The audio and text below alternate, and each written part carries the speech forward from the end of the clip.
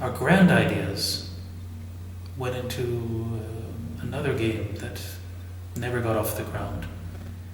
The plan was to pitch the idea to the big console manufacturers at the time, but enthusiasm was lacking, to say the least. We tried to reason with them, but we were completely ignored. In the fall of 1986, two undergraduate students named Heidegger and Hegel literally ran into each other in a supermarket in Tyrol, Austria. It was love at first sight, for they both dropped the same item, a copy of a video game they both bought at that store. I ran into Hegel at the store. I was looking for toilet paper. I dropped a copy of the video game I had just picked up. I wasn't paying attention. When I went to pick it up, I saw that Hegel had done the same. He had a copy of the video game. And, well, we started talking about video games and how much they mean to us. And we went out for drinks. Two gay men in conservative Austria in the 1980s. It was quite a thing. We hit it off. Heidegger, who studied design, and Hegel, who studied math, were both avid fans of video games. After being together for a few months, they both decided to create their own game based on the great arcade hits they had spent so many shillings on. They saw what games were doing and came up with a game of their own. Thus, the Kingman was born. We came up with the idea because in the game we both kept playing to death. Every enemy was named something man.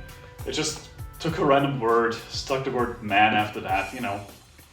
We kept joking around what a sequel would come up with, like stuff like Waterman, Windowman, or even Kingman.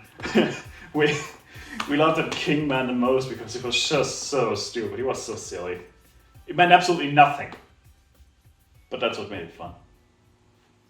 After toying with the idea, the pair decided to buy themselves a computer to develop the game. The problem, obviously, was that neither of them had ever done so, and the entire concept of computers and programming was utterly alien to most Austrians back into 1980s. I came up with the design and the concept and the graphics, while Hegel was to do the programming. But this was the 1980s, there was no internet, and the books on the topic were very hard to find, and they were not very good. So we spent a lot of our early days learning just the very basics. Each day was a new adventure. We were young, in love, and we were doing what we wanted to do. I had a bit of money from my family, so we could spend most of our time just toiling away at the game. More than a man, more than a Kingman. In early 1988, their game was finished. And of course it was named Kingman. The concept was simple and addictive. The Kingman is on a single screen, where every side warps around to the other. If you went too far right, you would enter back in on the left side. Fall down a hole, and you drop down from the ceiling. The goal was to collect coins, should pay the gatekeeper, and continue to the next stage. Stages would get progressively trickier and complex. Eventually, enemies are added that could be defeated with a sword. We called the enemy Poison Dwarf. It's a very bad translation to English for a very nasty little man. We found it hilarious, and it fit the theme perfectly. The game was picked up by a small publisher and sold in 1988 for 700 shilling for a single console system. Hegel cites love as the reason for the exclusivity. We picked one console because we loved that console. We both played all of our games on that console, and publishing for said console meant that we had to sign an exclusivity clause. So that's what we did. In hindsight, it was not the smartest move, but She made a lot of dumb decisions back then. The game was a small success, selling around 800,000 copies. With their licensing fees, they made enough money to keep going. So, they quickly went and prepared another game. Unfortunately, that game never came to be. We wanted to push out another game quickly, made from leftover ideas we had from Kingman. But as we started development, we quickly realized we were limited by hardware. We needed more power for our ideas. So we shelved that project for the time being and decided to work on something else instead. That project was a port of Kingman for a handheld console that launched in 1989. However, the porting would prove to be too difficult for the pair, as Hegel recalls. We tried to cram a game made for console into a handheld that had 4 shades of green and about a third less screen estate. We couldn't do it. So we decided to hire somebody to help us get the job done. And this somebody was Wittgenstein, or Witty as we call her. Witty was quick in figuring out what the problems were. A lower pixel count meant that the basic player sprite was either too large or the playfield too small. Her solution? Divide the playfield into chunks, to make each chunk a puzzle in itself. So instead of going back to the left side, when you move to the right, you would end up in the next chunk, where you have to decide which way to go from here. That way, you could create entire levels, divided into small chunks, where coins can be hidden instead of being on display all the time. The challenge thus would shift from, how do I get to them, to where are they? Development began in earnest, and in 1990, Retro Kingman launched on the handheld.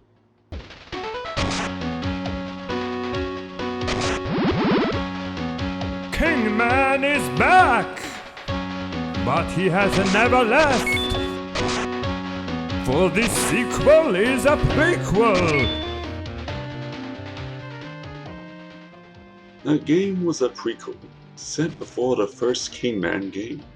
The team found the title and the concept of a prequel hilarious, as they figured that scaling back the hardware was a very retro thing to do. Weaker hardware meant going back in time, so to speak. Little did they know that retro gaming will explode in the early 2010s. Retro Kingman, like its predecessor, was a mild success, shifting almost 900,000 copies for 500 shilling. It seemed like the team were on to something great, as those numbers were very respectable for a small team of 3 people. Thus, it was time to expand. So far, Hegel, Heidegger, and Wittgenstein had been working out of Hegel's garage, but it was time to get some office space. The money made with the 2 Kingman games meant they could afford to buy a small office with some equipment and tech. A good move, considering that property is usually a solid investment. With proper offices set up, work began on a 3rd entry in the Kingman series. This time, the team wanted to go big. They hired more people and decided that their next title would be released for both major 16-bit consoles, plus that personal computer system that was the most popular in Austria, Germany, and the UK at that time. The game design would be done by Heidegger, Hegel would be lead programmer, and Witty would be responsible for overseeing that all ports were catered to their respective systems, while still being the same fantastic game. The scope was expanded, trading the single-screen action for smooth scrolling stages, with a synth soundtrack, and even voice samples, provided by Hegel himself, who had done all the music and sounds in the previous games. But with 3 different versions arose 3 different sets of problems, from resolution to color spectrum to effects, because each machine had its own quirks, and that ate into their budget pretty quickly. During that time, tensions started to rise between the 2 company founders. Hegel wanted to expand the business, develop more games or more systems, while Heidegger wanted to stay small and just focus on what worked.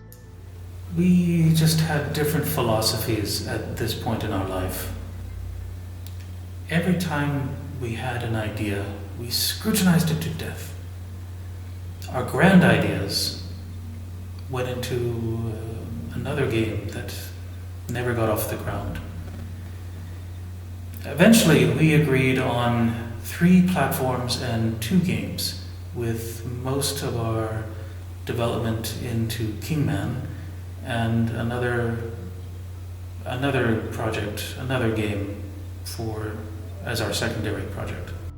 That secondary project, however, was shelved, and all resources were poured into the new Kingman title, as development didn't go as smoothly as planned. The 1992 release date was looming. What do you get when you have more than a man and more than a king? You get a king man, but he's not any king man, oh no! Eventually, the game saw release under the obvious title of Super Kingman for all 3 target systems, and it was a success. Combined sales totaled over 1.5 million copies sold for 800 shilling each. And everyone felt that this was it. This was the big success they wanted. And for a little while, it seemed as if the world was perfect. For the next 2 years, everyone was pitching ideas. No project was in the pipeline for long. Many prototypes of various games reached various stages, but none ever went far enough to start active development. The constant bickering between the 2 leads also contributed to a less than ideal working environment. Something had to be done, and fast, so Heidegger proposed to go back to what worked. In 1994, the team came up with an idea for another Kingman game, this time in 3D. The launch of the new consoles was on the horizon. The plan was for it to launch in 1996, which meant 2 years of development time.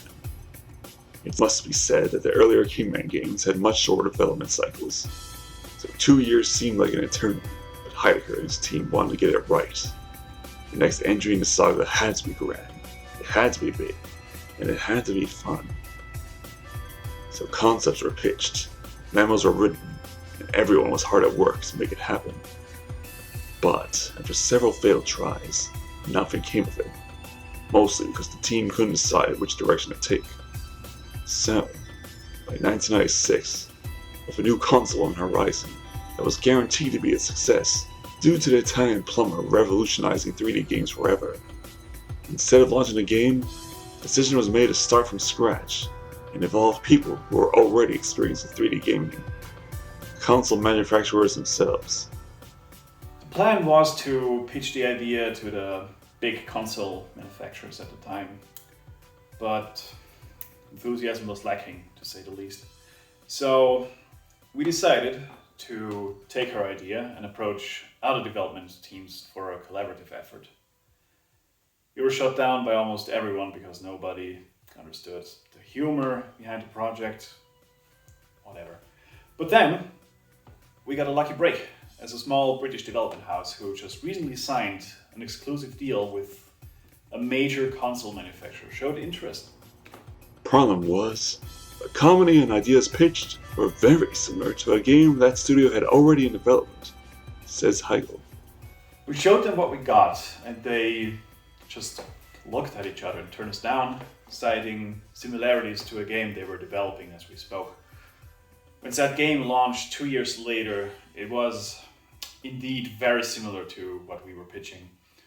The biggest exception being that their game split the abilities between a bear and a bird, while our pitch had the king man learn all the abilities by himself. So I understand why they turned us down. Still, that day in 1996 was not our best, to be honest. Feeling defeated, the team nonetheless decided to move on with their dream project. If a small British studio could do it, so could an Austrian team. At least that was the general hope they had. In order to keep afloat during development, a small handful of people poured a retro Kingman over to the 1998 iteration of the very handheld they made its debut on. this time in color. However, the game did not sell very well, moving a measly 15,000 copies. Reviewers noted that the game was, in fact, the exact same game as the 1991, just with added colors and a border that was used when the game was put into the Super TV adapter. Without any new features, most people agreed that there was simply no need to purchase this version.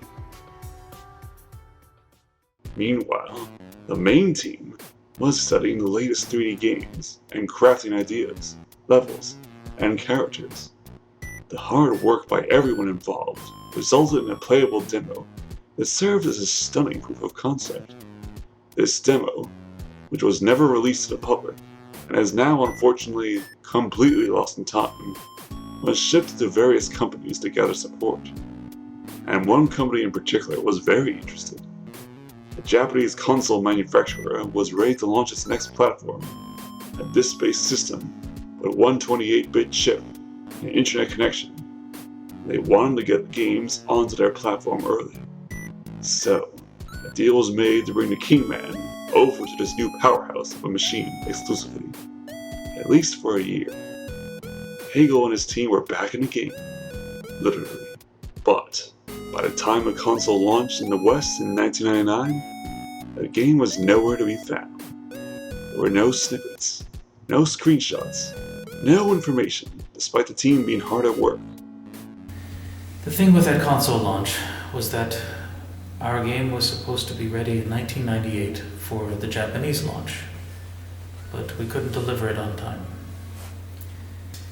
That was for two reasons, really. First, all our assets were for the 64-bit machine and had to be redone, while some of us had to work on the color handheld version. This delay broke the trust between the Japanese branch of the company and us. We tried to reason with them and get the product out by the Western launch date, but we were completely ignored. And while we were working on the game, our publishing contract was terminated, and with that, our funding. We quickly ran into the red, financially speaking. Looking back, I think we should have put all our resources into the console and simply axed the handheld color port. In this way, we might have been able to hit the Japanese launch window, at the least.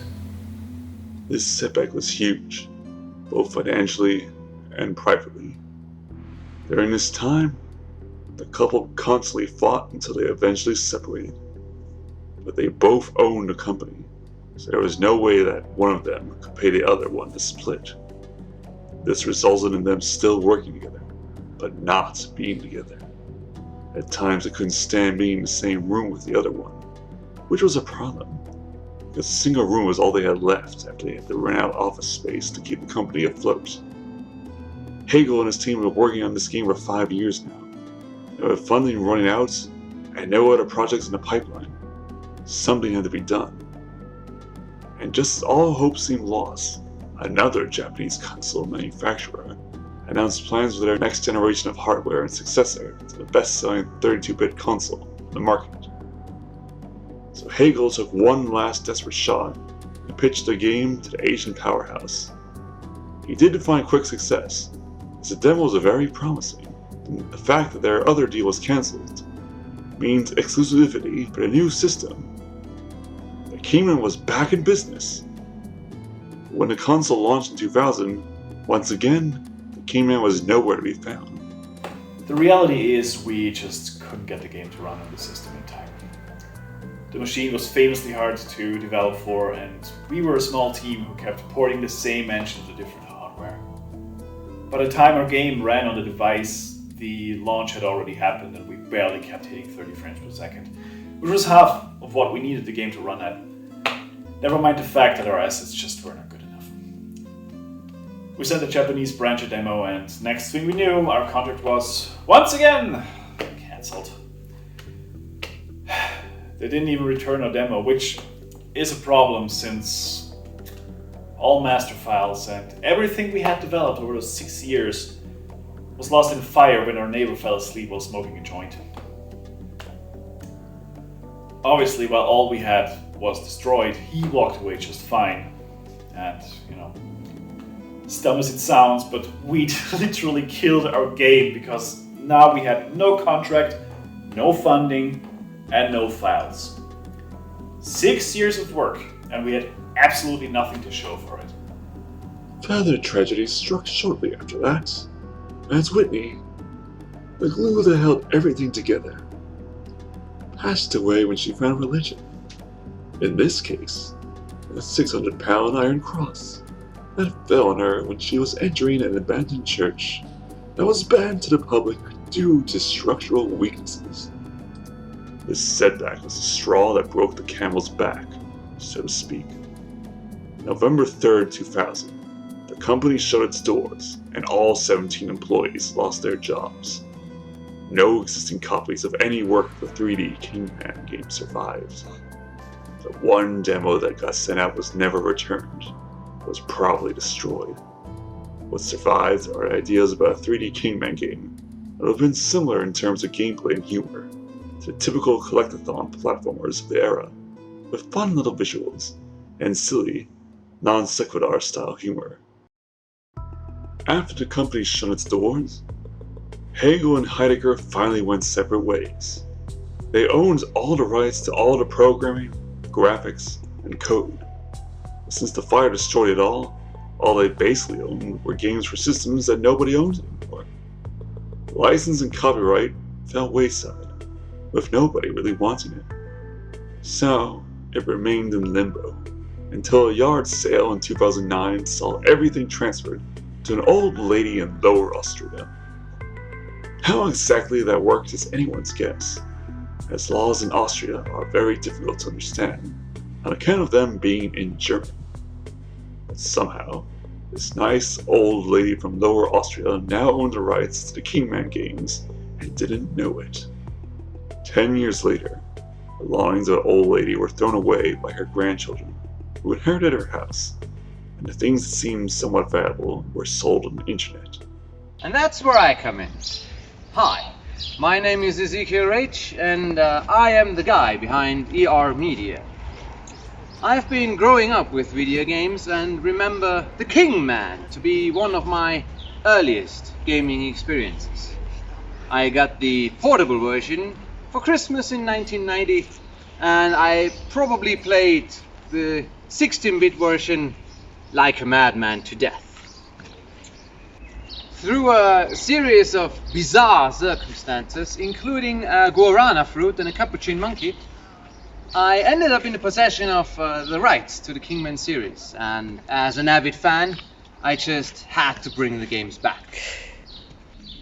So now, for the first time since their original release, not counting re-releases of course, the Kingman games are back, as I am very proud to announce Trilogy Kingman, the Trilogy. Kingman!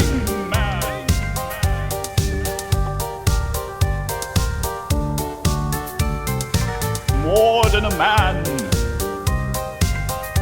more than a king, Kingman! Production on this very trilogy went ahead quickly. However, because all the source files were lost, developers had to reverse engineer the games, using the assets from the original games and redeveloping everything from scratch. That allowed the development team to adjust the various differences they were found on the different platforms and combine little details. The result was that each version of the 3 games in this collection is a definitive edition, and after almost 30 years, the Kingman is back for good. Or at least, until we end up in development hell again.